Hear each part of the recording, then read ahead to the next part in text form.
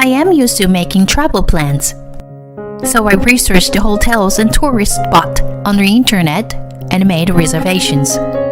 However, the night before we were to leave, my husband said to me, "Oh, yeah. Mom is coming with us on this trip. Okay." I was surprised at the suddenness of the matter. What? I thought it would just be you and me. I told you, didn't I? He's got a nasty way of talking to me. I felt like he was doing it on purpose to annoy me. My name is Erin. I am a 32-year-old housewife. I've been married to my husband Otis for almost a year. And even though we're still newlyweds, I'm already under lots of stress. The cause was my husband. When we were dating, my husband was kind and gave me sweet words and lots of gifts. But as soon as we got married, his attitude changed drastically. I thought my job was worthwhile and I wanted to keep it. But Otis strongly encouraged me to quit. It must be hard for you, Erin, to manage both the housework and your job. My earnings would be enough. But the truth, he just wanted me to stay home and complete the housework. And that's not all. He would give me detailed comments about my cleaning and cooking.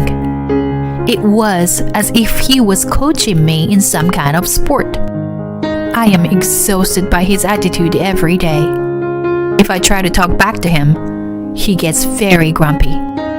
Just looking at his face depresses me. His stories are long and he is very persistent. So recently, I have decided not to say anything to him anymore. I often sigh loudly when he is not around. Not only that, but he has become more and more restrictive with me. I need his permission to go out with friends. When I was single, I used to meet up with friends and colleagues several times a month. It is hard for me to remember my single days when I could eat delicious food and sweets at cafes and restaurants and chat as much as I wanted. In the first place, I had to leave the city where I lived because Otis and I got married. It's only a 2-hour drive, but I can no longer see my parents and friends easily. It's a rural area with lots of greenery, but very little in the way of entertainment, to say the least. It's not convenient for shopping, and I don't know anyone. The most painful thing for me is that I don't have enough money to live every month. According to the statements I was shown when we were dating, Otis's income wasn't that bad, but he loved to drink and could not give it up. That alone is a considerable monthly expense. He also liked to gamble and would spend his weekends and holidays in the casino from morning till evening. On days when he lost a lot of money, he would take it out on me. I'm fed up with it. On top of that, Otis was quite a mama's boy. My mother-in-law often came to our house unannounced. She checks every room in the house and gives me a sarcastic look. "Erin, you were not cleaning well again." My mother-in-law loves to tell me what to do, just like her son. Otis is such a mama's boy that he accepts whatever his mother says. He doesn't realize that I am having a hard time. My mother-in-law usually comes over for tea time. Then she happily spends the rest of the evening as she bullies me. After dinner, she occupies the sofa in the living room and watches TV lazily. During this time, I have to listen to her complaints, and it's a pain. After that, she finally goes home. But she can't drive, so I have to drive her home. I feel like throwing up just the fact that I have to listen to her talk about things I don't want to listen to. It was during this time that my husband suggested to go on a trip together. Did something good happen to him at work? I had no idea what was going on. Ever since I was a student, I have always loved taking day trips alone or traveling by train with friends. Being in an environment away from the daily routine, you can forget about the worries and stress of work. You can freely enjoy unfamiliar scenery and food. When I think about it, we don't even have a honeymoon because Otis, who is an indoor person, didn't want to go. So when he suggested the trip, I was excited. I hurriedly made arrangements. Or rather, I had to do it because Otis didn't seem to do anything. It's been a while since I've been on a trip, but I'm used to making travel plans. I looked up hotels and tourist spots on the internet, made reservations, and planned one thing after another. However, the night before we were to leave, Otis said to me, "Oh, yeah, Mom's coming with us, okay?" The suddenness of it took me by surprise. What? I thought it was just you and me. Huh? I told you, didn't I? He's got a nasty way of talking to me. From what I have seen so far, I get the feeling that he's doing this on purpose to get me in trouble. I said back to my husband, "Well, we're in trouble then. You know, I have already made a travel plan. It's hard to cancel and rebook now, especially since it's the popular season. Last time I checked, most of the hotels were fully booked." Otis heard that and interrupted me in a mid-sentence.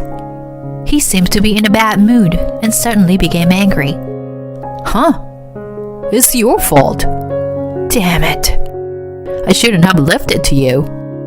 Just rebook or do something. Right now. Okay. I'll try. I immediately started searching on the computer, as if my grumpy husband was rushing me. Then he pushed me further. Hey, this is your responsibility. You have to pay for the trip. Got it? What? Hey, that's... Don't talk back to me. This is a done deal. And if you don't like it, I'll divorce you. My husband said in his most boastful manner. I've seen this happen many times, and I am tired of it. I had so many things I wanted to say, but I knew that if I did, I could get into trouble again, so I didn't. As I expected, all the reservations for the hotel were already made. When I finally found some place to stay, the guest reviews were terrible. I am sure Otis and my mother-in-law will complain if I did a bad job with the booking. I thought about what to do, and then decided. Around noon on the day of the trip, my mother-in-law arrived with a large and heavy-looking travel bag. It was unusual. She didn't call me and took a cab. I thought she must have been looking forward to it. My husband, smiling and laughing, greeted her at the front door. Then I said to them, "I'd like you to go on this trip alone, please?" "I'm not going." My husband was quite surprised. He thought I was going to apologize for the travel arrangements. Hey, what the hell? What's that supposed to mean? Explain. Erin, I've been looking forward to this. Well, I told Otis yesterday. I had to make a sudden change. I couldn't book the hotel for the three of us. Erin, you are hopeless at everything you do, aren't you? You had all the time and you couldn't even rebook the reservation? As I had expected, they got sarcastic toward me. So I firmly told them, I had originally made reservations for 2 people, so it should be fine. Considering the check-in time, I think you should leave by now. Huh? I'm the one who decides when to leave. Otis seems to be angry at me for expressing my opinion, which is rare for me. If you are not going, who's going to drive? Besides, who will take care of Mom? He's right. I need a lot of help, you know. I'm really tired of the attitude of these two. I guess they think I'm nothing more than a convenient housekeeper. I took a deep breath and cut them off. Otis, you can drive. Besides, I don't have a mother-in-law to take care of any longer. Otis looked at me with a blank stare. My mother-in-law, who was standing next to him, rolled her eyes and looked as if she didn't understand. They both looked dumbfounded, so I continued. To tell you the truth, our divorce has already been in process. What? Divorce? Otis was shocked and was at loss for words. But after a while, he stared at me. What? After your mistake in arranging this trip, you're lying to me? What the hell are you thinking? I kind of knew it, but you really are an idiot. Hearing that, my mother-in-law continues. Yes, a divorce? Quit the joke, Erin. My mother-in-law said with a slightly pale face. I'm sorry, but it's true. I said that clearly. In fact, Otis had threatened me with divorce many times. When he didn't like something stupid, he did. He seemed to have forgotten all about it, though. The other day, he wanted to threaten me so badly. He even filed for divorce. But I've done the paperwork too. So the divorce will be final soon. My husband's foolish plan to manipulate me has failed. He thought there was no way I could divorce him. I guess he didn't think I was capable of such a drastic thing as divorce, or even the idea of divorce. After a while, my mother-in-law said, Otis, let's leave her alone and go on our own. My mother-in-law is a sucker for luxury and fun, so I knew this would happen. And Otis seemed to agree with her. Yeah, you're right. Let's leave this idiot alone and go on the trip. Just you and me, Mom. She'll pay for everything anyway. So, let's enjoy it to the fullest. Maybe it was because he didn't have much time. Or maybe it was because he was in front of his mother. But Otis didn't show his usual overbearing attitude.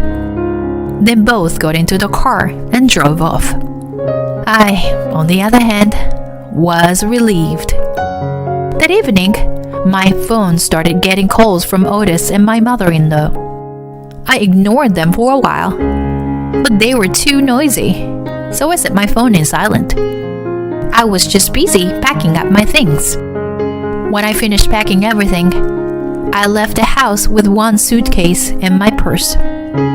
It was a house I lived in, but to be honest, I don't have a single good memory of it.